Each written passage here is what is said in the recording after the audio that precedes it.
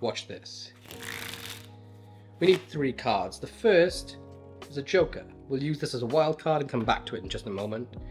The next are the top 2 cards, the 2 red aces. We have the ace of diamonds and we have the ace of hearts. I'll actually leave these 2 cards face up on top of the deck so you can see every other card is different. Now we need you to say stop. So think stop at home. Remember the king of clubs. And what we'll do is actually bury that king of clubs about halfway down to the center of the deck, somewhere near the middle. So now we have the 2 red aces on top, and we have the joker, or in this case a wild card, on the box.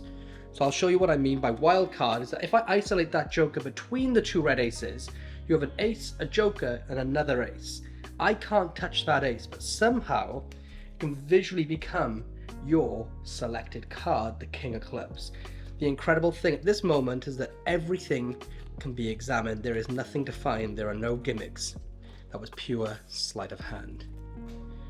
The setup is as follows. I take a joker or any card that I want to be the wild card, and I place it on top of 2 sandwich cards. So in this case I have an ace, another ace, followed by a sandwich.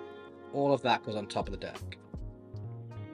So I start off by showing the wild card, and I'm going to place it down on an object. So in this case, I use a card box, and I very specifically place it like this, so I can access the 2 ends of the joker easily, which is going to allow me to pick that joker up with ease later on, instead of scratching at the table, all right?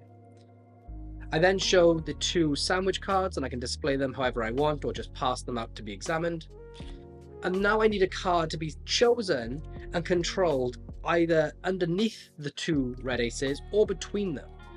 So for example, you can use this old classic Cardini control where you have a card selected, and as you apparently dribble it back into the deck, what's going to happen is you secretly slide it out of the way and hold back the jokers, or the aces even, as you place it back in like that. All right, so now it's down at the bottom. Or you can simply have the card taken out of the deck and use the Marlowe tilt to have it placed apparently back in the center of the deck. But the reality is that I've used the Marlowe tilt and given these cards a break using my fingers to slide it back, and it creates that depth illusion that it's going into the center. Either way, that selection is now underneath the 2 aces. So at this point, you can display them, and as you do, you're going to get a break under that card. So I use a pinky break, but if it's just 1 card, it might be easier to push over that card and use your pinky to get a singular break underneath it.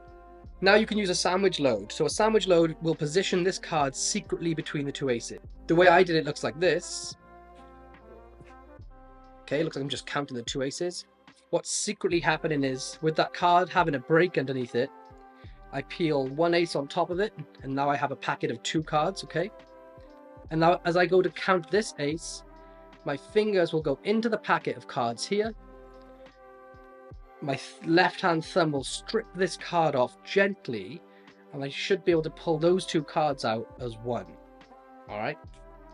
The other way to do it is just a classic sandwich load, which is to, again, have a pinky break, lay the 2 aces on top, pick all 3 cards up in an overhand middle grip, strip off the topmost aces. I say, look, this is an ace of diamonds, this is an ace of hearts, and I've secretly got this card here. When I place that ace of diamonds under the ace of hearts, it's now secretly loaded, okay? It's crazy in my house right now. Everyone's running around like the intro to Home Alone because we're heading out on vacation, hence the very simple gimmickless tutorial for today. If you are enjoying it and you want to see even more tutorials from me in the future, do me the hugest favor and hit that subscribe button.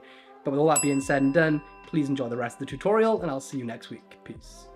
Now I'm going to draw attention to the wild card, and as I do, when I come back up, I'll say, look, this is a wild card, this is a joker. I'll get another break underneath the top X card of the deck, so whatever card it is, it doesn't matter. And now I'm going to turn these cards face down on top. What's important is that I don't just do it like this and flash this card, is that the important part is to square them up like that so nothing shows when it turns over. And now I can pick this packet of 4 cards up in an overhand middle grip. And as this is going to look like 1 card, because as I do it, I push over the next random card, and I say I'm going to isolate the wild card between the 2 red aces. So now they believe these are 2 red aces. The secret is there's actually a packet of 4 cards here. All right. One major tip at this moment is when you get this packet of 4 cards, so from this position, you go here, square, you want to square your finger along the edge of the bevel line and pull back slightly to create a small staircase. That's because you want to get access to these cards later on. So pick everything up, square it all together. You can use your index finger of your left hand on the corner to keep it square. And now you draw attention, you say, watch, I've got the 2 aces isolating the joker. The reality is much different. I've got the 2 aces isolating the joker. And now you're going to use the Scarlet utility, which is a move I created about 10 years ago. And all that is that if I place my thumb at the front of the edge of the cards here, I can use my index finger to flick off one card, so it's free, and now my fingers can go into this gap, but because my thumb is here, it won't split at the front.